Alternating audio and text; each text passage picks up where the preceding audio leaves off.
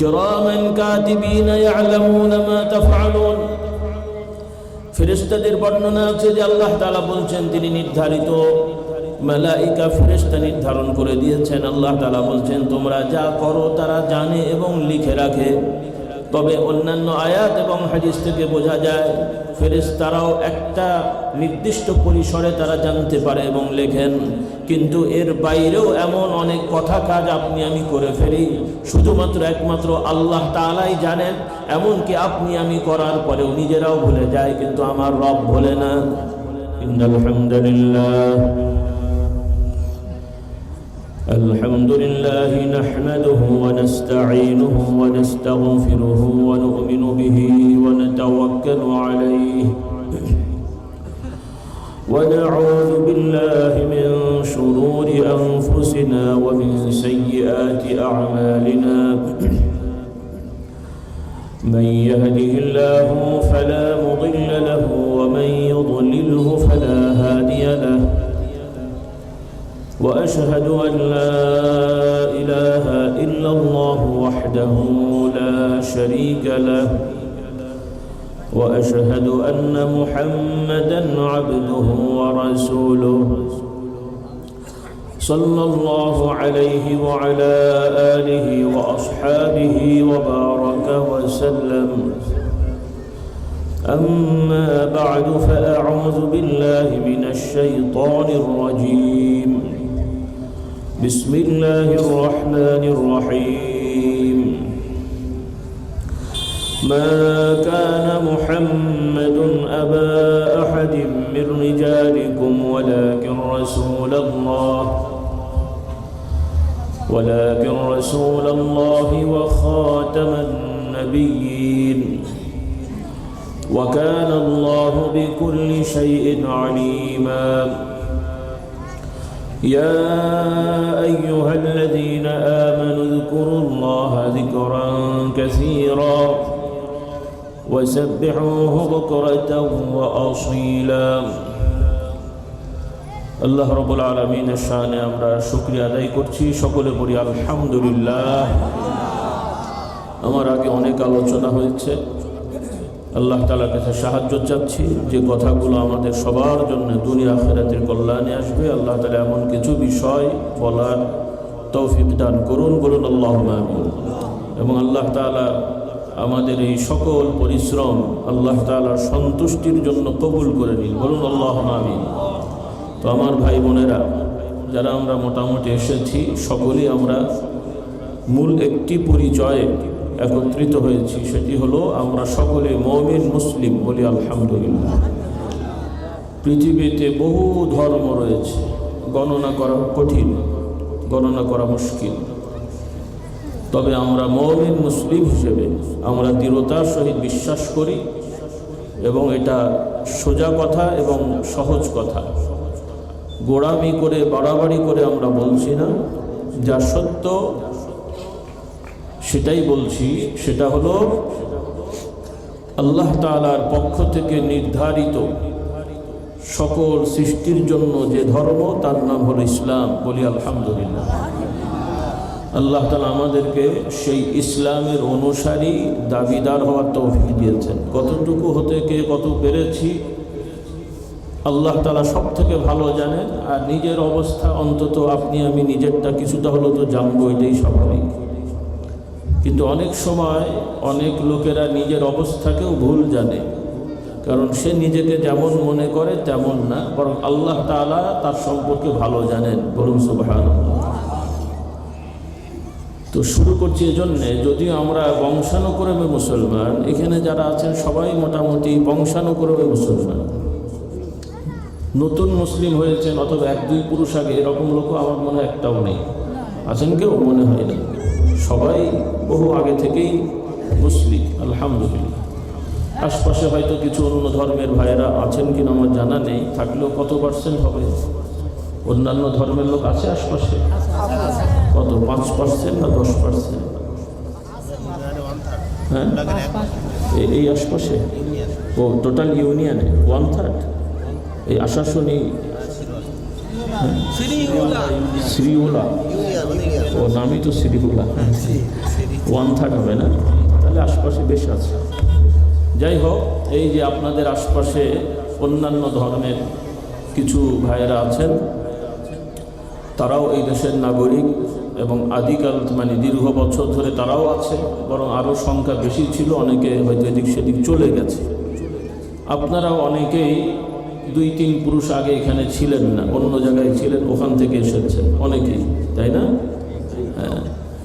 তো যাই হোক, আমার যুবকরা, ছাত্রছাত্রী ভাই বোনেরা একটু ভালো করে খেয়াল করবে, আর যারা অন্যান্য বয়সের আছেন আপনারাও বিষয়গুলো বোঝার চেষ্টা করবেন। অর্থাৎ এই বাংলা অঞ্চলের মানুষের আবেগ আছে, এজন্য একটা প্রবাদ আছে, কিবা প্রবাদ আছে, বলে হুজুগে বাঙাল, বলে না, হুজুগ তুলে দিতে পারলেই এটার ভালো মন্দ খারাপ সত্য এটা না জেনেও দেখবেন লাফালাফি শুরু করে দেয়। তো সেটা টোটাল বাংলাদেশেই আছে, তবে আমার কাছে মনে হয় আপনাদের এই অঞ্চলটাই তুলনামূলক একটু বেশি মনে হয় আর কি। তো যাই হোক, শুধু আপনারা না, মানে এই বেল্টটা আর কি। তো এই জন্য বলতে চাচ্ছি, শুধু আবেগ আর হুজুগ দিয়ে হবে না, আমাদেরকে বিবেক এবং আকল জ্ঞান খাটাতে হবে এবং জ্ঞান অর্জন করতে হবে। তা না হলে আমরা অনেক ভালো কাজ করতে খারাপ করে বসে থাকবো। এই পৃথিবীতে সব থেকে বড় যে অন্যায় অপরাধ হয়েছে সেটার নাম কি বলেন তো ভাই? কথা বোঝেননি? আজ আবার বলছি, সব থেকে বড় অপরাধ অন্যায় কি? হ্যাঁ, এত হালকা হয়ে গেলেন আপনারা, কেউ বলছেন না। 2-1 একটু বলে আবার ভয় পাচ্ছে যে হলো কি হয়নি। আচ্ছা, পাশ ফেলের তো কিছু নেই, আমি সবাইকে পাশ করিয়ে দিলাম না বললেও আলহামদুলিল্লাহ বলেন। আচ্ছা, এখন নির্ভয়ে বলেন, যে যা পারেন বলেন দিকে, আমি শুনি। হ্যাঁ, জুলুম কর, আচ্ছা মেনে নিলাম জুলুম কর। আচ্ছা, সব থেকে বড় জুলুম কি? হ্যাঁ, এই কাজে, হ্যাঁ, এক কথাই বলে দিলে সহজ হতো, সব থেকে বড় অপরাধ হলো শিরিক, আর শিরিকটা হলো জুলুম। শিরিকটা কি? জুলুম। সব থেকে বড় অপরাধ শিরিক, আর শিরিক হলো জুলুম। আর এই শিরিক এবং এই জুলুমটা যারা করেছিল তারা কিন্তু ভালো নিয়তে, ভালো উদ্দেশ্যে করেছিল। কি নিয়তে? ভালো নিয়তে, ভালো উদ্দেশ্যে করেছিল। আর অন্যান্য যত অপরাধ আছে, যারা অপরাধী তারা কিন্তু জানে এটা অপরাধ। আপনাদের দেশে মনে হয় বিড়ি সিগারেট খায় না, হ্যাঁ? 2-4টে হুজুরও দেখা যাবে গোপনে গোপনে টানে, কি আছে না? আচ্ছা, যারা খায় তাদের ধারণা কি বলেন তো? বিড়ি ভালো না খারাপ? ভালো বলে না। বিড়িখোরও জানে যে এটা কি খারাপ, সেও বোঝে এটা খারাপ, তারপরও করে। মদ খায় যারা, তারাও জানে এটা খারাপ। নাউজুবিল্লাহ, জেনা ব্যভিচার যারা, মানে আল্লাহ না করুক, যদি কেউ করে সেও জানে এটা খারাপ। মানুষ হত্যা করা, সেও জানে এটা খারাপ। অর্থাৎ অন্যান্য অপরাধগুলো যারা করে তারা জানে এগুলো খারাপ এবং অপরাধ। কিন্তু একটা বড় অপরাধ, যেটা সব থেকে জঘন্য এবং যেটার জন্য যে এই অপরাধ করবে তার ঠিকানা হবে চিরস্থায়ী জাহান্নাম, কখনোই তাকে জাহান্নাম থেকে বের করা হবে না। বলুন নাউজুবিল্লাহ। কখনোই জাহান্নাম থেকে তাদের বের করা হবে না। এই অপরাধে যারা অপরাধী হয়ে মারা যাবে, সেটা হলো শিরক এবং উদ্দেশ্য ছিল ভালো। আমি গতবার মনে হয় বলেছি। তো যত ধর্ম আছে ইসলাম ছাড়া, সব মানে ধর্মীয় রেওয়াজই হলো শিরিক। বলুন নাউজুবিল্লাহ। শুনতে খারাপ লাগবে, কিন্তু কথাটা সত্য, বাস্তব বুঝতে হবে। অন্যান্য ধর্মের ভাইরা হয়তো মন খারাপ করবেন, আপনারা একটু বিষয়টা বোঝার চেষ্টা করবেন। কারণ কদিন আগেই অন্য এক ধর্মের ভাই, সরকারি বড় কর্মকর্তা, আমার সাথে দেখা হলো, কথা হলো। তো কথা প্রসঙ্গে আমি বললাম, তার সাথে বেশ কিছু নিয়ে কথা হচ্ছিল। তো সে অমুসলিম হয়েও তার অনুভূতিটা আমার কাছে বলল যে হুজুর, আপনাদেরকে তো মানুষ মানে।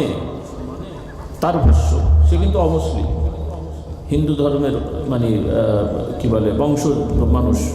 তবে সে স্বীকার করলো, আমি অন্য ধর্মের লোক, তবে আমি ইসলাম কিছু ওয়াজ নসিহতে শুনি, বিভিন্ন জায়গায় যাই আমি, সে নিজে বললো যে আমি ওয়াজ শুনি, যেখানেই যাই যদি ওয়াজ কোথাও হয় ছোটোবেলা থেকে আমার শোনার অভ্যেস, সেই হিসাবে অনেক শুনে শুনে শিখেছে, নিজেও হয়তো মনে হলো একটু পড়ে। আর সে বলল যে আমরা আসলে না ইসলাম ভালো জানি, না নিজের ধর্ম হিন্দু ভালো জানি, এটাও ভালো জানি না, তবে আমাদের যে অনুভূতি আমরা বিশ্বাস মানি। তার ভাষ্য যে কোরআন হাদিসে খুব ভালো বিধান আছে, বলুন সুবহানাল্লাহ।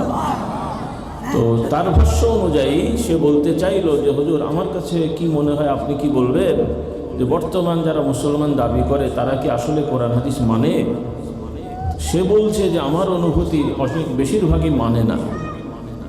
একজন অমুসলিম বলছে তার অনুভূতি যে বেশিরভাগ মুসলমান কোরআন হাদিস মানে না।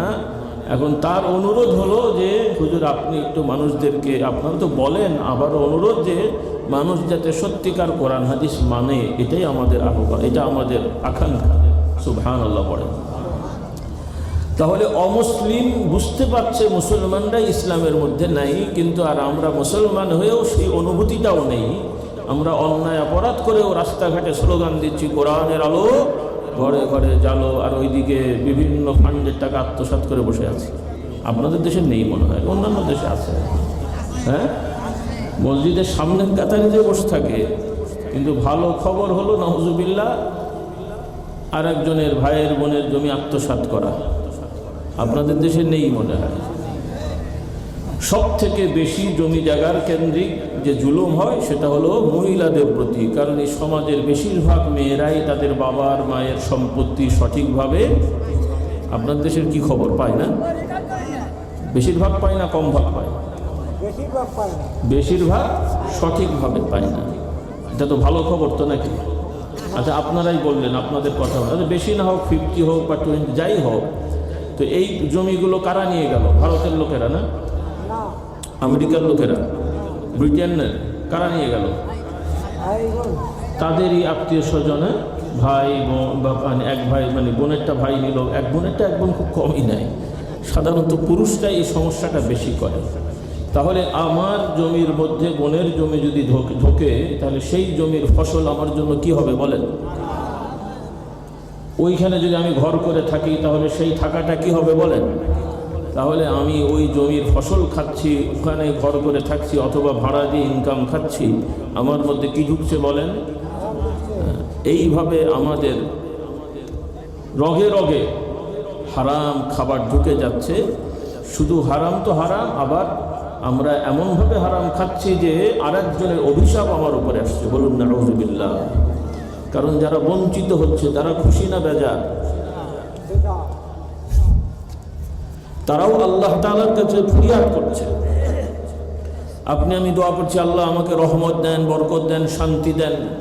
তাহলে যে লোকগুলো আমাদের দ্বারা ক্ষতিগ্রস্ত হলো তারাও কি আল্লাহ তাআলার কাছে দোয়া করবে না করবে না? করবে না করবে না?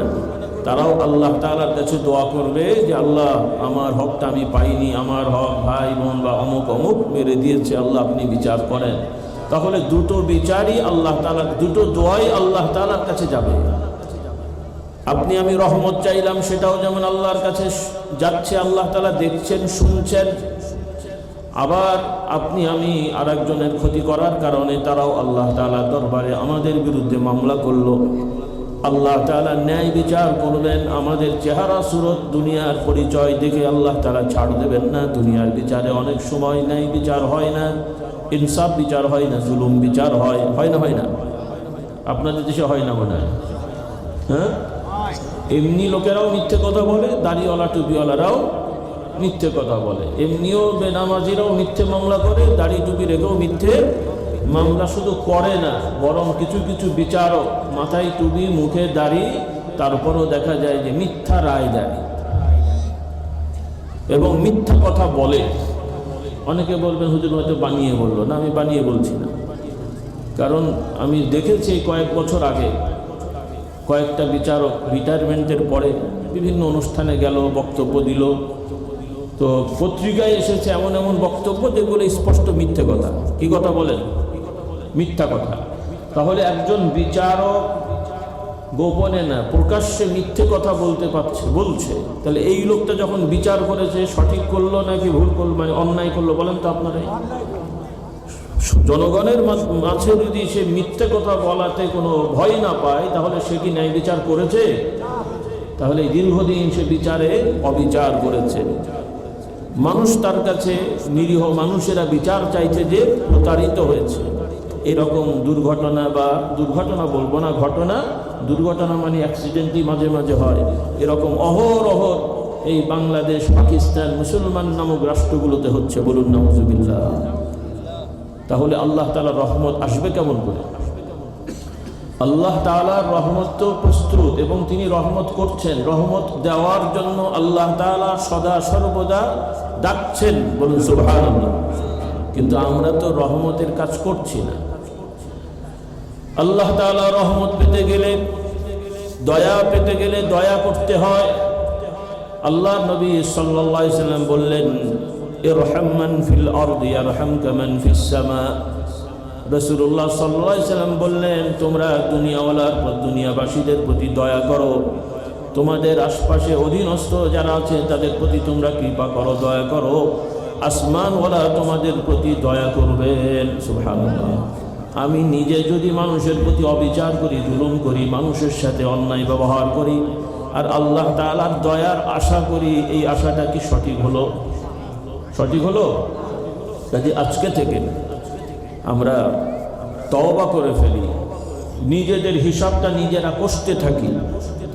আল্লাহ তাআলা তো হিসাব করবেন কিয়ামতে, সেটা তো হবেই, সেখানে কোনো ধরনের কোনো বিষয় বাদ পড়বে না। সুবহানাল্লাহ। কিয়ামতে আল্লাহ তাআলা বিচারের ব্যবস্থা করবেন। এই পৃথিবীর সব মানুষগুলোকে একত্রিত করা হবে, যেটাকে হাসরের ময়দান বলা হয়। হাসর মানে হলো জমা করা, একত্রিত করা।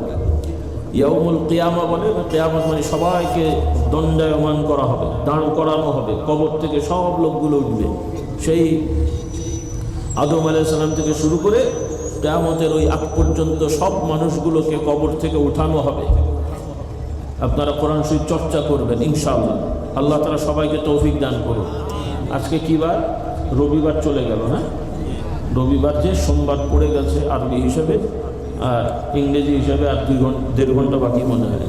হ্যাঁ, এখানে যারা আছেন আশা করা যায় সবাই তো জুমার নামাজ পড়েছেন না? আজকে রবিবার মানে 1.5 দিন আগে জুমা পড়েছেন।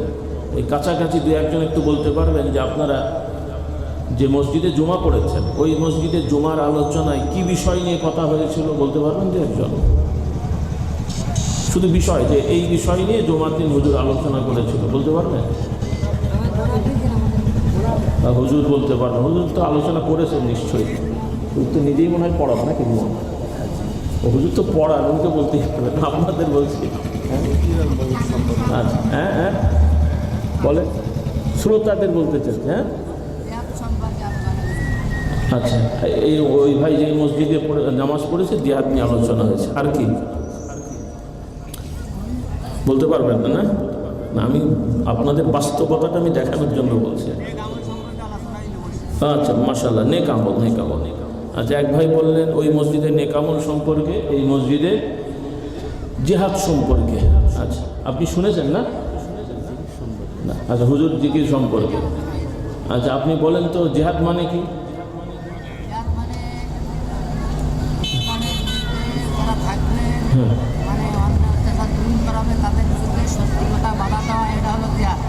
আচ্ছা, জিহাদের, হ্যাঁ, আচ্ছা, ঠিক আছে, না ঠিক আছে, বলুন বলুন, আমি একটু শুনতে। মাশাআল্লাহ, না ভালো লাগলো যে আপনারা কেউ কেউ মনে রাখছেন, বেশিরভাগ লোকের মনে নেই। তো আমি কথাটা উঠালাম এজন্যে যে আমাদের সাথে কোরআনের আসলে সম্পর্ক খুব ভালো নেই। এমনি 2-4 জন বলতে পারলেন। এখন আমি যদি বলি, আপনারা সবাই তো মুসলমান, জন্মগত মুসলমান, দিন মানেন, আশা করা ধরে নিচ্ছি সবাই নামাজি, যদিও কিছু গণ্ডগোল আছে। 5 ওয়াক্ত না হোক, অন্তত জুমা হয়। আর কারো কারো জুমা ছুটলে অন্তত 2 ঈদের ওযু থাকার না থাক, নতুন জামা পরে তো যায়, নাকি বলেন? তাও হলো আর কি, তাও আল্লাহ হেদায়েত দান করুন। যাই হোক, এখন প্রশ্ন হলো যে এখানে যদি এখন আমি ইন্টারভিউ নিই যে আপনারা সবাই নামাজি, মাশাআল্লাহ, সচেতন, কোরআন শরীফ সূরা ফাতিহাটা সহি শুদ্ধ করে পড়েন, আপনারাই বলেন সহি শুদ্ধ করে পড়ার লোক বেশি না ভুল পড়ার লোক বেশি? হ্যাঁ, ভুল পড়ার লোক বেশি। এরপরে 2-1 জন আলেম ছাড়া আপনারা কি বলতে পারবেন যে আমার এই বর্তমান 50 বছর বয়স, 40 বছর বয়স, এই বয়সে নিজে অনুবাদ করে একবার হলেও কোরআন শরীফটা খতম করেছি, অথবা শুনে শুনে একবার হলেও খতম হয়েছে, এরকম লোক কয়জন পাওয়া যাবে? 2-1জন হয়তো আছে মাশাআল্লাহ। একজন পড়ে না শুনে, একজন, 2জন, 3জন, 4জন, 5, 6, মাশাআল্লাহ। আল্লাহ তাআলা এনাদেরকে কবুল করুন, বলুন আল্লাহুম্মা আমিন। মোটামুটি সংখ্যা ভালো, অন্য মাহফিল থেকে ভালো, তবে যথেষ্ট না। যথেষ্ট না। আল্লাহ তাআলা আমাদের সাথে কোরআনের সম্পর্ক গড়ে দিন, বলুন আল্লাহুম্মা আমিন।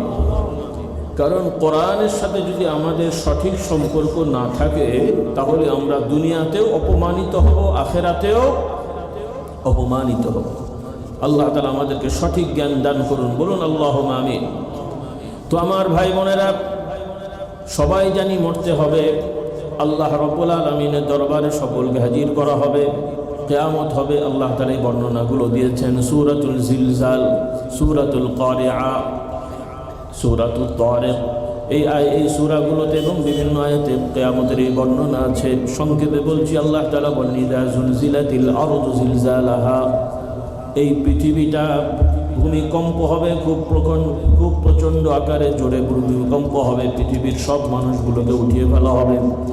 এরপরে পাহাড় পর্বতগুলো আর এভাবে থাকবে না, সমান হয়ে যাবে। নদীগুলো আর সমুদ্র নদী থাকবে না, পৃথিবীর পুরো জায়গাটা সমতল হয়ে যাবে। আল্লাহ তাআলা বলছেন ইয়াউমা তুবাদদালুল আরদু গায়রাল আরদি ওয়া বারাজু লিল্লাহিল ওয়াহিদিল কাহ্হার। আল্লাহ তাআলা বলছেন এই পৃথিবীটাকে পরিবর্তন করে আরেকটা পৃথিবীর আল্লাহ তাআলা ব্যবস্থা করবেন। সুবহানাল্লাহ।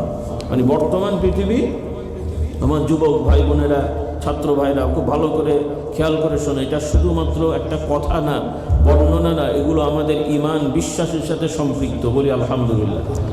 এগুলো ঈমান বিশ্বাসের সাথে সম্পৃক্ত।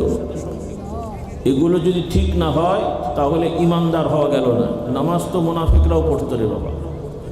অনেক মুনাফিকরাও যে যুদ্ধের ময়দানে শরীক হয়েছে, বাহ্যিকভাবে রাসূলুল্লাহ দরবারে, রাসূলুল্লাহ সাল্লাল্লাহু আলাইহি সাল্লামের সময় যেগুলো মুনাফিক বলা হয়, এরা বাহ্যিকভাবে দাড়ি টুপি জুব্বা মানে লেবাস পোশাকে তাদের ভুলভ্রান্তি খুব একটা দেখা যেত না, কারণ খুব কৌশলে তারা অভিনয় করত। কোরআন শরীফ থেকে বর্ণনা যে রাসূলুল্লাহ সাল্লাল্লাহু আলাইহি ওয়াসাল্লাম ওহী নাজিল না হওয়া পর্যন্ত, মানে আল্লাহ তাআলা ওহী না করা পর্যন্ত তিনি বুঝতে পারেননি যে এই লোকগুলো মুনাফিকি করছে। তাহলে কত সূক্ষ্মভাবে তারা অভিনয় করেছে। নামাজে দেখতে ত্রুটি নেই, বাহ্যিক লেবাস পোশাকে ত্রুটি নেই, রোজার সময়ও রোজা রাখছে, কিন্তু অন্তর দিয়ে কোরআন, আল্লাহর কথা, মুহাম্মদ সাল্লাল্লাহু আলাইহি সাল্লাম আল্লাহ তাআলার নবী এবং শেষ নবী, এই জিনিসগুলো তাদের অন্তরে ঢোকেনি। এজন্য তারা মুনাফিক। আর এই মুনাফিকদের ঠিকানা সবাই জানি কোথায়? জাহান্নাম, এবং চিরস্থায়ী জাহান্নাম, এবং সবথেকে নিকৃষ্ট জাহান্নাম। আল্লাহ তাআলা আমাদেরকে মুনাফিকি থেকে হেফাজত করুন। তো আমার ভাই বোনেরা, যে জন্য বলছিলাম যে বর্তমান আমাদের নতুন প্রজন্মের উল্লেখযোগ্য ছেলে মেয়েরা এই বিষয়গুলো দৃঢ়তার সহিত বিশ্বাস করে না। তারা শুধু মনে করে হুজুররা বলে, হতেও পারে নাও পারে, এরকম একটা ধারণা হয়ে গেছে। কিন্তু কোরআনের বক্তব্য এবং রাসূলুল্লাহ সাল্লাল্লাহু আলাইহি সাল্লাম থেকে প্রমাণিত সহিহ হাদিসের বক্তব্য কোনো রকম শোনার পরে কখনো কোনো দ্বিধা রাখা যাবে না। এটাও খুব ভালো করে মনে রাখতে হবে। কথাটা শুরু হলে জন্য শেষ করে দিই। বর্তমানে আরেকটা বড় ফিতনা আছে, আরেকটা বড় মুসলমানদের ঈমান আমল নষ্ট করার ষড়যন্ত্র হচ্ছে। সেটা হলো কিছু লোকেরা মিডিয়াতে, ফেসবুক, ইউটিউব সহ কিছু ছোট ছোট বই তারা সংকলন করে বাজারে ছাড়ছে বা প্রচার করছে যে আমরা কোরআনিক মুসলিম, আহলুল কোরআন, আরবিতে বলে আহলুল কোরআন, মানে কোরআনওয়ালা মুসলমান। শুনতে ভালো লাগলো না খারাপ লাগলো? হ্যাঁ, শুনতে ভালো লাগলো। কোরআনওয়ালা মুসলমান, আহলে কোরআন। কিন্তু এই কোরআনওয়ালা মুসলমান শুনতে ভালো লাগলো, কিন্তু তাদের আকীদা বিশ্বাস হলো যে কোরআন আল্লাহর কথা, আল্লাহ তাআলা কোরআন পাঠিয়েছেন, কোরআনের মধ্যে সব আছে, কাজেই কোরআনই আমরা মেনে চলবো, হাদিস মানার দরকার নেই, হাদিসের মধ্যে ভুলভ্রান্তি আছে, হাদিস নির্ভরযোগ্য না। বলেন নাউজুবিল্লাহ। আপনারা এমন কথা শুনেছেন কিনা আমার জানা নেই, তবে আমি সতর্ক করে দিই আমার যুবক যুবতী ভাই বোনেরা, যত বড়ই হুজুর যুক্তি দিয়ে যদি বলে যে হাদিস মানা লাগবে না, যাবে না, তাহলে বুঝতে হবে তার ঈমান ঠিক নেই। তার যুক্তি তো অনেকেরই আছে। শয়তান কি যুক্তি দেয়নি বাবা? শয়তান আদম আলাইহিস সালামকে যখন ওয়াসওয়াসা দিয়েছে, কথা বলেছে, যুক্তি দিয়ে বলেনি। তার যুক্তিটা ওই সময় বাহ্যিকভাবে শুনতে ভালো লাগছে না খারাপ লাগছে? আমার কথা বুঝতে কষ্ট হয় আপনাদের? একটু উত্তর দেবেন তাহলে বুঝবো, বুঝতে শুনছেন। শয়তান আদম আলাইহিস সালামকে কি ভালো কথা, মানে বাহ্যিকভাবে কথাগুলো ভালো বলেছিল না খারাপ বলেছিল? ভালো। শয়তান বলল যে আমি আপনাদেরকে একটা গাছের সন্ধান দিই যে এই গাছের ফল খেলে আপনাদের এই জান্নাতে থাকা স্থায়ী হয়ে যাবে। হ্যাঁ, সুন্দর কথা না? কিন্তু বাস্তবে কি সত্য? আচ্ছা, এরপরে সে নিজের ভাষা বলছে, ইন্নী লাকুমা লামিনান নাসিহিন, আমি আপনাদের জন্য নসিহতকারী, মানে ভালো, আপনাদের শুভ কামনা করছি। শয়তানকে শুভ কামনা করেছে তো নাকি? কিন্তু মুখে বলছে কি শুভ কামনা করছি। আল্লাহ তাআলা আমাদেরকে সঠিক বুঝ দান করুন। সেজন্য মুসলমানদের মধ্যে কিছু ষড়যন্ত্রকারীরা কথাবার্তা সুন্দর বলে আমাদেরকে বোঝাচ্ছে যে আমরা মানুষকে কোরআনের দিকে ডাকছি, কিন্তু তারা যে পদ্ধতিতে কোরআনের দিকে ডাকছে, বাস্তবে কোরআন মানার জন্য ডাকছে না। মানে তাদের কথা মানলে কোরআন হারা হতে হবে, বলুন নাউজুবিল্লাহ। সেজন্য আমার যুবক যুবতী ভাই বোনদের কথা বলছি, আপনারা দৃঢ়তার সহিত বিশ্বাস করবেন, ইসলাম শিখতে হলে, মানতে হলে কোরআনও লাগবে, হাদিসও লাগবে। আবার সামাজিক বিভিন্ন প্রেক্ষাপটে শরীয়ত ইসলামের আইন বাস্তবায়নের ক্ষেত্রে কোরআন হাদিসের সাথে আবার ইজমা কিয়াসও লাগে। এজন্য আমরা বলি যে ইসলামের মৌলিক দলিল হলো কোরআন, হাদিস, ইজমা ও কিয়াস। এগুলো আমাদেরকে বুঝতে হবে। আল্লাহ তাআলা আমাদের বোঝার তৌফিক দেন। এখন সাধারণ মানুষ, আপনারা তো আর কোরআন থেকে নিতে পারেন না, হাদিস থেকেও নিতে পারেন না, তবে আপনাদের বুঝটা এটা হবে, কোনো সত্যবাদী আলেম যদি আপনাদেরকে হাদিসের রেফারেন্স দিয়ে বলে যে রাসূলুল্লাহ সাল্লাল্লাহু আলাইহি ওয়াসাল্লাম সহিহ হাদিসে বর্ণনা আসছে এই আমলটা এরকম, তাহলে আমাদেরকে মানতে হবে কিনা? কথা বলছেন, মানতে হবে। আর যারা ওই মতের লোক, যে হাদিসওয়ালা কোরআনওয়ালা মানুষ যারা দাবি করছে, তার ওই বুঝ যদি তাদের থাকে, তারা বলবে যে না, এই কথা আর মানার দরকার নেই, হুজুর হাদিসের কথা বললো, হাদিস বানোয়াট হয়, কাজে আমরা মানব না, নাউজুবিল্লাহ বলে। তাহলে তফাৎটা বোঝা গেছে তো। এরপরে ইজমা কিয়াস হলো সামাজিক কিছু বিষয়, যেগুলো আমি বিস্তারিত এখন বলবো না, কারণ অনেকের এটা বুঝতে সমস্যা হবে। তো এখন খোলাসা কথায় আসি। যেটা আমি বলছিলাম যে এই হাসরের ময়দানে আল্লাহ তাআলা সব মানুষগুলোকে উঠাবে, আমরা সবাই জানি। আল্লাহ তাআলা বিচারের ব্যবস্থা করবেন। সেই বিচারটা হবে ইনসাফ ভিত্তিক, নিরপেক্ষ। বলুন সুবহানাল্লাহ। আল্লাহ তাআলা কোরআনে লক্ষ্যে বলেন, وَنَضَعُ الْمَوَازِينَ الْقِسْطَ لِيَوْمِ الْقِيَامَةِ فَلَا تُظْلَمُ نَفْسٌ شَيْئًا وَإِنْ كَانَ مِثْقَالُ حَبَّةٍ مِّنْ خَرْدَلٍ أَتَيْنَا بِهَا وَكَفَى بِنَا حَاسِبِينَ।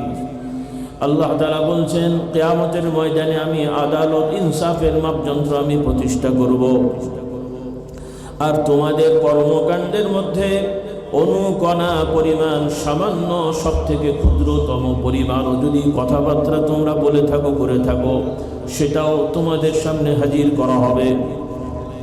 আতাইনা বিহা ওয়া কাফা বিনা হাসিবিন। এবং আল্লাহ তাআলা বলছেন, তোমাদের এই এত মানুষের সকল কথা কাজ হিসাব করার জন্যে, মনে রাখার জন্য, উপস্থাপন করার জন্যে আল্লাহ তাআলা বলছেন আমি একাই যথেষ্ট। সুবহানাল্লাহ। ফেরেশতাও লাগে না, আমাদের মতন হুজুর পীর সাহেবও লাগে না। আল্লাহ তাআলা আপনাদের বাঁচিয়ে দিয়েছেন, আমাদের হুজুরদেরকে আপনাদের রিপোর্ট লিখতে দায়িত্ব দেননি, তাহলে আর একজনেরও কপালের জান্নাত জুটতো না। কি মনে হয় জুটতো? হ্যাঁ, আল্লাহ আমাদের হেদায়েত করুন। আমাদের রিপোর্টে আল্লাহ তাআলা জান্নাত জাহান্নাম দিবেন না। ফেরেশতারা ভুল রিপোর্ট করে না, তবে ফেরেশতারাও সব জানে না। সুবহানাল্লাহ। বলে কিরামান কাতিবিনা ইয়ালামুনা মা তাফআলুন। ফেরেশতাদের বর্ণনা আছে যে আল্লাহ তাআলা বলছেন তিনি নির্ধারিত মালাইকা ফেরেশতা নির্ধারণ করে দিয়েছেন। আল্লাহ তাআলা বলছেন তোমরা যা করো তারা জানে এবং লিখে রাখে। তবে অন্যান্য আয়াত এবং হাদিস থেকে বোঝা যায় ফেরেশতারাও একটা নির্দিষ্ট পরিসরে তারা জানতে পারে এবং লেখেন, কিন্তু এর বাইরেও এমন অনেক কথা কাজ আপনি আমি করে ফেলি, শুধুমাত্র একমাত্র আল্লাহ তাআলাই জানেন। এমনকি আপনি আমি করার পরেও নিজেরাও ভুলে যায়, কিন্তু আমার রব ভোলে না। সুবহানাল্লাহ বলেন না? যে করে সে অনেক সময় ভুলে যায়, কিন্তু আল্লাহ তাআলা বলেন না। সুবহানাল্লাহ বলেন, আল্লাহু আকবার। এটা যেমন ঈমানদারদের জন্য খুশির সংবাদ, আবার বদামলদের জন্য খুব কঠিন সংবাদ। কারণ ঈমানদারদের খুশির সংবাদ হলো যে ঈমানদারেরা ছোটখাটো যত ভালো কাজই করুক সবটাই সেখানে জমা হয় এবং সবটাই আল্লাহ তাআলা ছোট আমলটারও, ঈমানদারের ছোট আমলটাও হাদিসে কুদসিতে এসছে, যেমন করে একটা গাছ চারা থেকে বড় হয়ে ফল হয়, যেমন করে একটা বাচ্চাকে বড় করা হয়, ওইভাবে আল্লাহ তাআলা ছোট ঈমানদারের আমলগুলোকে, ছোট ছোট আমলগুলোকে কিয়ামতে তার জন্য বড় করে দেবেন। সুবহানাল্লাহ বললেন না? কাজে কোনো আমলকে আমরা খাটো করে দেখব না। রাজি আছি? হ্যাঁ, তবে কোনো ভালো কাজকেও খাটো করবো না, কোনো খারাপ কাজকেও ছোট দেখবো না। কারণ অনেক কাজ খারাপ কাজ মনে হবে ছোট খারাপ কাজ, কিন্তু এই ছোট খারাপ কাজটাই আপনার আমার জন্য বিপদের কারণ হয়ে যেতে পারে। আল্লাহ তাআলা আমাদেরকে হেদায়েত দান করুন, বলুন আল্লাহুম্মা আমিন। তো আমার ভাই বোনেরা, কিয়ামতের বিচারটা কেমন হবে? আল্লাহ তাআলা বলছেন আমি ন্যায় নীতি ইনসাফের সহিত বিচার করব। সেজন্য আল্লাহ তাআলা নিজের নামের পরিচয় দিয়েছেন। আল্লাহ তাআলা যেমন রহমান, রহিম, করুণাময়, দয়াল, আবার আল্লাহ তাআলার আরো গুণ হচ্ছে তিনি হলেন আল জব্বার, আল কাহ্হার, অতীব কঠিন এবং কঠোর। আল্লাহ তাআলা আমাদেরকে দয়া দান করুন, বলুন আল্লাহুম্মা আমিন। তুমি ন্যায় বিচার করবেন কঠোরতার সহিত। আল্লাহ তাআলা ন্যায় বিচারের দিনে দেখা যাবে যে অনেক লোক দুনিয়ায় আল্লাহর নামে যুদ্ধ করে মারা যেও সে জাহান্নামে। কেন বলেন তো? আপনারা তো অনেক ওয়াজ শুনেছেন, বলতে পারবেন? আমি জানি, একটু বলেন না। আকীদা বিশ্বাস ভুল অথবা নিয়তের ভুল। বলেন কি? নিয়তের ত্রুটি। কিসের ত্রুটি? নিয়তের ত্রুটি। জিহাদটা ইসলামের, জিহাদের শাব্দিক অর্থ হলো পরিশ্রম করা, মেহনত করা, পরিশ্রম করা, হ্যাঁ, ইত্যাদি। আর জিহাদের আরেকটা অর্থ হলো যুদ্ধ, মানে জিহাদের একটা অংশ হলো যুদ্ধ। সব যুদ্ধের মধ্যেই জিহাদ থাকে। এই জন্য আমরা অনেক রকমের যুদ্ধ দেখি। সশস্ত্র যুদ্ধ আছে, নিরস্ত্র যুদ্ধ আছে। তো যাই হোক, এগুলোর অনেক ব্যাখ্যা লাগবে, সময় কম। তবে এরও নিয়মকার, সশস্ত্র যুদ্ধের কিছু নীতিমালা থাকে, সেই নীতিমালা না থাকলে ওই যুদ্ধ বৈধ হয় না। আর নিরস্ত্র যুদ্ধেরও কিছু নীতিমালা আছে।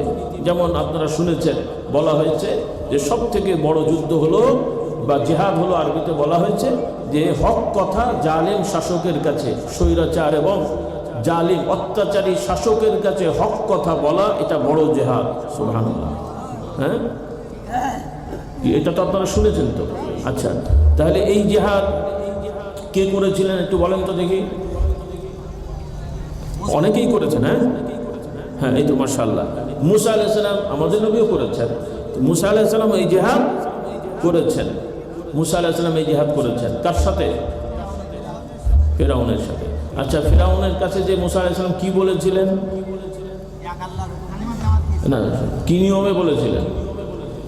মুসা আলাইহিস সালাম বনি ইসরাঈলকে বললেন, ফিরআউন অনেক বাড়াবাড়ি করছে, তোমরা লাঠি সোঁটা রেডি করো, আমার সাথে এসো, ফিরআউনের প্রাসাদ আমি কি বলে এটাকে ঘেরাও করি। ঘেরাও করে ফিরআউনের প্রাসাদের মূল ফটকের কাছে যে মুসা আলাইহিস সালাম আচ্ছা করে ফিরআউনের 14 গোষ্ঠী ধরে গাল দিলেন। তাই তো? কি হলো? তাই করেন? তাহলে কি করলেন বলেন? তাহলে হক কথা বলা মানে গালাগালি করা না। হক কথা বলা মানে এই করে ফেলবো, সেই করে ফেলবো। এগুলো আপনাদের কষ্ট হচ্ছে নাকি? একটু শুনেন রে বাবা, বেশি রাত তো হয়নি। আপনারা এত ব্যস্ত হলে তাহলে আর আমি আসবো না। আল্লাহ তাআলা হেদায়েত দান করুন। এই জিনিসগুলো আপনাদের শিখতে হবে।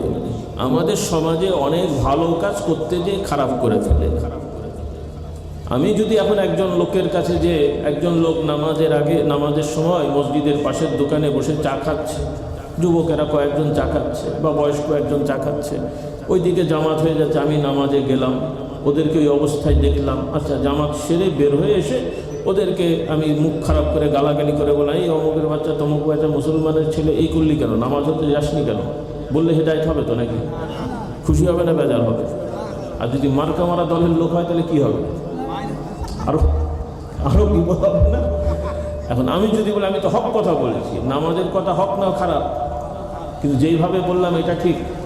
হ্যাঁ, আমাদের সমাজে এরকম কিছু কথা হয়, কথা ভালো কিন্তু যে পদ্ধতিতে বলা হয় সেই পদ্ধতি ভালো হচ্ছে না, যার কারণে হিতে বিপরীত হয়। এই বুঝগুলো আপনাদের থাকতে হবে, কারণ আমার কাছে তো তথ্য আছে রে ভাই, আলহামদুলিল্লাহ আমরা তো ঘোরাঘুরি করি। এই বাংলাদেশে অনেক ভালো মানুষ ওয়াজের নামে ভালো কথা বলতে যে এমন কিছু কথা বলে ফেলেন যে তার অনেক ভালো কথা ওই কথার কারণে ম্লান হয়ে যায়। কিছু ভালো কর্মসূচি দিয়ে এমন কিছু করে ফেলেন যে এই কর্মসূচি ভালো কিন্তু তার আচরণ এটা নষ্ট হয়ে যায়।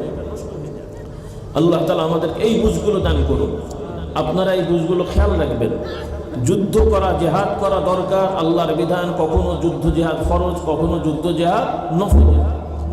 স্তর আছে, পর্ব আছে, কিন্তু নিয়মের বাইরে যদি আমরা করি তাহলে হিতে কি হবে?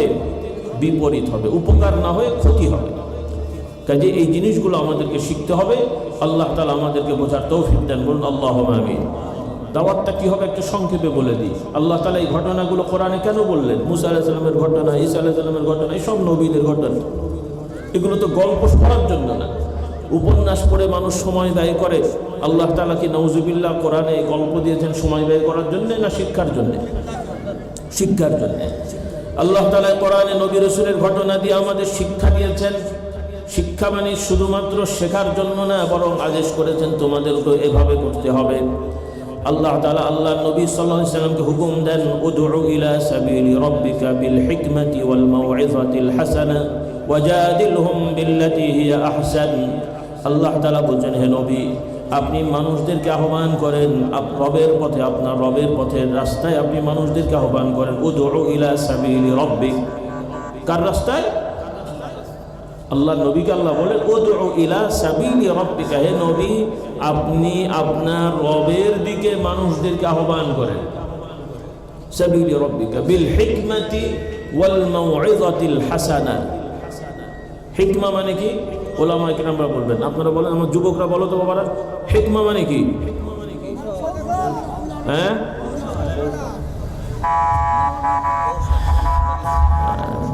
আল্লাহ আমাদেরকে বুঝদান করুন। আমি এই জন্য আপনারা মন খারাপ করেন না, আমরা অনেক জিনিস খেয়াল করি না। হিকমা মানে কৌশল না, হিকমা মানে প্রজ্ঞা, হিকমা মানে জ্ঞান, হিকমা মানে জ্ঞান, হিকমা মানে প্রজ্ঞা। কৌশল আর হিকমা এক জিনিস না। কৌশল হচ্ছে মাকার, ওয়া মাকারু ওয়া মাকারাল্লাহ, হ্যাঁ, এটা হলো কৌশলতা। আর হিকমা হলো প্রজ্ঞা, জ্ঞান, অর্থাৎ যেই বিষয়ে আপনি আমি বলবো ওই বিষয় সম্পর্কে যথাযথ জ্ঞান অর্জন করে সঠিকভাবে দাওয়াত দেয়া, এর নাম হিকমা। এই জন্য আমি আয়াতটা বললাম, কারণ আমি তো শুনি, তো অনেক ভাইরা এটা খেয়াল করেন না, আর যার কারণে মানুষও ভুল বোঝে। আর আমাদের বাংলা হেকমতের মানে হেকমত, আরবি হেকমা, আর বাংলায় বানিয়েছে হেকমত। হেকমত মানে কৌশল, আর কৌশল করতে যে আবার আমরা অতি চালাকি করি, আর বাংলা কথা আছে অতি চালাকের, তখন আর ওইটা উল্টো হয়ে গেছে। চালাকি আর কৌশল এক জিনিস না, খুব ভালো করে খেয়াল করেন। কৌশল আর চালাকি এক জিনিস না, বাংলা ভাষা বুঝে রাখেন। এই জন্য ইসলামে দাওয়াতে কোনো চালাকি করা যাবে না। কৌশল যুদ্ধের ক্ষেত্রে প্রযোজ্য, সামাজিক ক্ষেত্রেও অন্যায়ভাবে কোনো কৌশল করা যাবে না। আল্লাহ তাআলা বলছেন ওয়া মাকারু ওয়া মাকারাল্লাহ, কাফের মুশরিকেরা, দুষ্টরা ষড়যন্ত্র করে কৌশল করে খারাপ করার চেষ্টা করে, আল্লাহ তাআলা উত্তমভাবে তাদের ওই কৌশল ধ্বংস করার জন্য কৌশল অবলম্বন করেন। বলুন সুবহানাল্লাহ। ফেরাউন সব বাচ্চা হত্যা করবে, তার শত্রু যেন না থাকে, আল্লাহ তাআলা কৌশল করে দিয়েছে। বলুন সুবহানাল্লাহ। ওর ঘরেই মুসা আলাইহিস সালামকে আল্লাহ পাঠিয়ে দিয়েছেন। বলুন সুবহানাল্লাহ। হ্যাঁ, কৌশল সঠিকভাবে হতে হবে। ইসলামের কৌশলে কোনো চালাকি এবং ধোঁকা দেওয়া যাবে না। কারণ আমাদের সমাজে যেটা আমরা খেয়াল করেছি, অনেক ভাইরা কৌশলের নামে এমন কিছু করেন যেটা কৌশল থাকে না, তখন ওইটা ধোঁকা হয়ে যায়। কি হয়ে যায় বলেন? ইসলামে কৌশলের বৈধতা আছে, হিকমা প্রজ্ঞা তো লাগবেই, কিন্তু ধোঁকার কোনো অনুমোদন নেই। আমরা খবরদার কাউকে ধোঁকা দেবো না, কৌশল জায়গা মতো থাকবে। আর দাওয়াতি কাজ হবে প্রজ্ঞার সহিত, যা বলতে হবে জেনে শুনে বুঝে বলতে হবে। রাজি আছি ইনশাআল্লাহ? এই আপনাদের কষ্ট হচ্ছে, অল্প বলে আমি শেষ করে দেবো। আল্লাহ তাআলা বললেন হিকমা ওয়াল মাউইযাতিল হাসানা, উত্তম উপদেশ। কি উপদেশ বলেন? ওয়াজ। এই যে আমরা ওয়াজ নসিহত করি, কোরআন শরীফে ওয়াজের কথা আছে না নাই? আছে। পুরো কোরআনটাই আল্লাহ তাআলার পক্ষ থেকে ওয়াজ। আল্লাহ তাআলা ওয়াজ করেন ইয়াইযুকুমুল্লাহ। যাই হোক, এগুলো অনেক আছে। এখন আপনাদের যেটা আমি আহ্বান করব সেটা হলো, আপনারা আপনাদের বাড়ি থেকে শুরু করবেন। আপনার ছেলে মেয়েকে জ্ঞান দাওয়াত দেবেন, ছেলে মেয়েদেরকে দিন শেখাবেন। মোটামুটি আপনাদের এলাকায় ধর্মকর্ম মানা হয়, কিন্তু সঠিকভাবে মানা হয় না। সেজন্য অনুরোধ, আমরা নিজেদের পরিবার থেকে শুরু করি। পরিবার থেকে সমাজ হবে, সমাজ থেকে রাষ্ট্র হবে, এভাবেই তো হবে বাবা। রাতারাতি ফেরেশতা এসে তো আর আপনাদেরকে আল্লাহ তাআলা পরিবর্তন ঘটাবেন না, আমাদের দ্বারা করতে হবে। রাজি আছি ইনশাআল্লাহ? আল্লাহ তাআলা আমাদের সবাইকে তৌফিক দান করুন। সেজন্য আমার অনুরোধ, আমার মা বোনরা আছে, ভাইয়েরা আছে, ঈমান ইসলাম সবার জন্য, পুরুষ নারী সবার জন্য ইবাদত। নাকি শুধু পুরুষরাই জান্নাতে যাবে, নারীরা যাবে না? তাদের জান্নাত আছে না নেই? তাহলে তারা, পুরুষরা ইবাদত করে জান্নাতে যাবে না, মা বোনরা ইবাদত ছাড়াই যাবে? তাদেরকেও ইবাদত করতে হবে। এখন সেই ইবাদতগুলো শিখতে হবে। আমাদের বহু পরিবারে ঈমান আকীদা ঠিক নাই, তারা আল্লাহ বাদে বিভিন্ন সৃষ্টির প্রতি ভরসা করে, নাউজুবিল্লাহ। এরপরে আপনাদের এই সমস্ত এলাকায় বহু জাদু টোনার সিস্টেম আছে। এরপরে অনেক মা বোনেরা স্বামী বশ করার জন্য বিভিন্ন জায়গায় যে তদবির করে, আপনার দেশে নেই মনে হয়। হ্যাঁ, আমার মা বোনদের বলতে চাই, আপনাদের কারো স্বামী যদি আপনাদের সাথে দুর্ব্যবহার করে বা ঠিক মতো ব্যবহার না করে, আপনারা আল্লাহর কাছে সাহায্য চাইবেন। ভালো আলেম ওলামাদের থেকে বই পুস্তক নিয়ে, আমাদের কাছে বই পুস্তক আছে, জিকির আজকার ওজিফার বই, এগুলো নিয়ে আমল করবেন। আর খুব বেশি কিছু না পারলেও আপনারা শেষ রাতে পাক পবিত্র হয়ে 2 রাকাত 4 রাকাত তাহাজ্জুদের নামাজ, যদি শেষ রাতে না পারেন, রাত ঘুমানোর আগে, তাও যদি না পারেন, এশার পর অথবা মাগরিব থেকে এশায়ের মাঝখানে 2-4 রাকাত নামাজ পড়ে আল্লাহর কাছে ফরিয়াদ করবেন, আল্লাহ আমার স্বামীকে আপনি হেদায়েত দান করুন, তাকে আপনি সঠিক বুঝ দান করুন। কোনো স্বামী যদি তার স্ত্রী বেয়াদবি করে, আপনি আল্লাহর কাছে দোয়া করেন। এটা হলো বড় তদবির। পছন্দ হয়নি কথা? আচ্ছা, বড় জোর ব্যবসা আমাদের নষ্ট হবে, আপনার সমস্যাটা কোথায়? কি বলেন? এই তদবির পছন্দ হয়নি?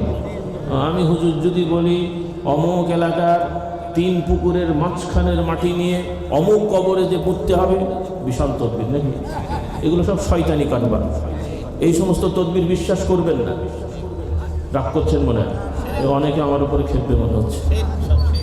এই ধরনের কোনো তদবির বিশ্বাস করবেন না। মা বোনরা এগুলো করে, কেন? এই যে বেচারাদের ঈমান আকীদা তো শেখা নেই, আর কিছু মোল্লা টোল্লা এসে এদেরকে উল্টো সিধা বুঝিয়ে এই সমস্ত করায়। আল্লাহ তাআলা আমাদের মা বোনদের হেফাজত করুন। এই জন্য এই ধরনের কোনো তদবির করা যাবে না। ইসলামে তদবির আছে, হ্যাঁ, পানি পড়া, তেল পড়া, এগুলো খুব ভালো। কোরআনের আয়াত পড়ে দিলে আল্লাহ তা কবুল করবেন ইনশাআল্লাহ, এটাতে কোনো দোষ নেই। তবে ভরসা হবে কার উপরে? হুজুরের উপরে ভরসা না, ভরসা আল্লাহ তাআলার উপর, তাওয়াক্কুল আল্লাহ তাআলার উপর। এই তদবিরগুলো খেয়াল রাখবেন, এটা আমার বানোয়াট কথা না, আমি এটা বলছি না। শুধু আপনারা আমাদের কথা শোনেন। এখন কাঁটাতারের কারণে ওই পাশে আপনারা খুব কম যেতে পারেন। একসময় এই অঞ্চলের লোক গণহারে ফুরফুরায় যাওয়া আসা করেছেন, আলহামদুলিল্লাহ। আপনারা আমাদের মুরব্বীদের ভক্তি করেন, আমাদেরকেও ভালোবাসেন, কিন্তু আফসোস হলো যে আমাদের মুরব্বীদের নীতি আদর্শ সঠিকভাবে আপনাদের কাছে পৌঁছায়নি। এটা একটা বড় সমস্যা। তো আমার যারা এখানে শিক্ষিত ভাইরা আছেন, আমাদের অনুরোধ যে আপনারা অন্ধের মতন আমাদের বিশ্বাস করেন, সেটাও আমরা চাই না। আবার আমাদের সম্পর্কে ভুল অনেকের জানা আছে, যাদের বাপদাদারা আমাদের ভক্ত ছিলেন, তাদের ছেলেপুলের এখন আমাদের দুশ্মন হয়ে গেছে। এটা একটা সমস্যা, কারণ তারা জানে না, তারা ফুরফুরা সম্পর্কে জানে না, তারা ভুল জানার কারণে আমাদেরকে ভুল মনে করে। সেজন্য আমার আহ্বান থাকবে, আপনারা ইনশাআল্লাহ আজকে আমার গাড়িতে বই পাবেন, সেখানে আমার ফুরফুরার পীর মুজাদ্দিদে জামান হযরত আবু বকর সিদ্দিকী রহমতুল্লাহ আলাইহির ওসিয়ত ওসিয়ত মানে ওনার বক্তব্য, আমার দাদা হুজুর রহমতুল্লাহ আলাইহির বক্তব্য। কারণ মুজাদ্দিদ জামানের বড় সাহেব যারা আমার দাদা হুজুর বড় হুজুর ছিলেন, আমার সব দাদা হুজুরই আল্লাহওয়ালা, সবাই মাশাআল্লাহ দিনদার পরেশগার দাওয়াতি কাজ করেছেন। আল্লাহ তাআলা সবাইকে জান্নাতুল ফেরদৌস নসিব করুন। আমি যেটা বলছি আর কি, মানে আমার দাদা হুজুরের কিছু কথা, আমার আব্বা জানের কিছু মৌলিক ওয়াজ নসিহতের কথা, এই তিনজনের কিছু মৌলিক নসিহত ওসিহত ওয়াজ একটা ছোট্ট বইয়ের সংকলন আছে। আপনারা হয়তো এটা সংগ্রহ করে পড়লে আশা করি ফুরফুরার যে দাওয়াতি নিয়ম এবং আমাদের যে নীতি, এটা ইনশাল্লাহ আপনারা বুঝে যাবেন। কোরআন হাদিস তো সব আছে আলহামদুলিল্লাহ, কিন্তু কিছু লোকেরা তারা মনে করে যে আমরা ফুরফুরারা সঠিক কোরআন হাদিসের কথা বলি না, এরকম কথা কেউ কেউ মনে করে। এটার আবার কারণ আছে, কারণ এখন তো ফুরফুরার আমাদের প্রজন্ম অনেক বেড়েছে, কাজেই অনেক ভালো কথা হলেও দুর্ঘটনাবশত হোক বেখিয়ালে হোক কিছু এলোমেলো কথা হয়ে যায়। তো সেগুলো শুনে মনে করে যে সবাই মনে একরকম, কথাটা এরকম বুঝলে ভুল হবে, বেইনসাফি হবে। কাজেই আপনাকে ফতোয়া দিতে হলে, বুঝতে হলে প্রত্যেকের আলাদা আলাদা কথা শুনে তারপরে বলতে হবে, নাকি বলেন? এই গ্রামে যদি 10টা চোর ধরা পড়ে, তার মানে কি সবাই চোর? আপনি যদি পরে পরিচয় দেন আমি ওই গ্রামের লোক, এই ভাই আপনাদের এলাকায় সবাই চোর, কেমন কথা হবে? সঠিক হবে? এই জন্য কথাগুলো বুঝতে হবে। আল্লাহ তাআলা আমাদের বোঝার তৌফিক দান করুন। তো আমি বলতে চাই, ফুরফুরার মূল নীতি হলো কোরআন এবং সুন্নাহ। এর সাথে সাংঘর্ষিক মানে এর সাথে দ্বন্দ্ব হয় এমন কথা কাজ যেই বলুক আর যেই করুক, ওগুলো মানা যাবে না, ওগুলো বলা করা যাবে না। এটা আমাদের নীতি, বলি আলহামদুলিল্লাহ। আজকে এই যে বিভিন্ন জায়গায় অনেক মাদ্রাসা আছে, এই মাদ্রাসাগুলো আমাদের দাদা হুজুরেরা বা চাচাজান আব্বাজানরা পড়েছেন, মুজাদ্দিদ জামানের অনুমতিতে করা হয়েছে। বসিরহাটের হুজুরের নিসবতে অনেক হয়েছে, এরপরে দরগাপুরি হুজুরের নিসবতে অনেক হয়েছে। এগুলো কিসের জন্য ভাই? যদি আমরা স্বার্থপর হতাম, ওই ভণ্ডামি করার অভ্যাস থাকতো, তাহলে তো আমরা মাদ্রাসা বানাতাম না। কারণ মাদ্রাসা বানালে কোরআন হাদিস শিখলে তো ভণ্ডামি প্রকাশ হয়ে যাবে। তাহলে আমরা ভণ্ডামি করার জন্য এই দেশে আসিনি বা করি না, বরং এই মাদ্রাসার উদ্দেশ্যই ছিল মানুষ কোরআন হাদিস শিখুক, জানুক। কিন্তু আফসোস হলো কিছু মানুষেরা এই কোরআন হাদিসের মাদ্রাসায় পড়ে তারা নিজেদেরকে খুব দিনদার পরেশগার দাবি করে যারা প্রতিষ্ঠা করলো তাদেরকেই এখন জাহান্নামী বলে বেড়াচ্ছে, নাউযুবিল্লাহ বলে। আবার দেখা যাচ্ছে যে নিজে টাইটেল পাস করে বেনামাজি হয়ে ঘুরে বেড়াচ্ছে, আবার কোরআনের স্লোগান দিয়ে বেড়াচ্ছে। তো সেটাই বা কেমন করে হয় রে বাবা? আল্লাহ তাআলা আমাদেরকে সঠিক জ্ঞান দান করুন। তো আমার ভাই বোনদের বলতে চাই, পুরুষ নারী সবাইকে আসুন আমরা আল্লাহ তাআলা সেই কিয়ামতের বিচারে আমাদের আমল নামা যেন ওজনদায়ক হয়, ভারী হয়, সেই মেহনতটা আমরা করি। রাজি আছি ইনশাআল্লাহ?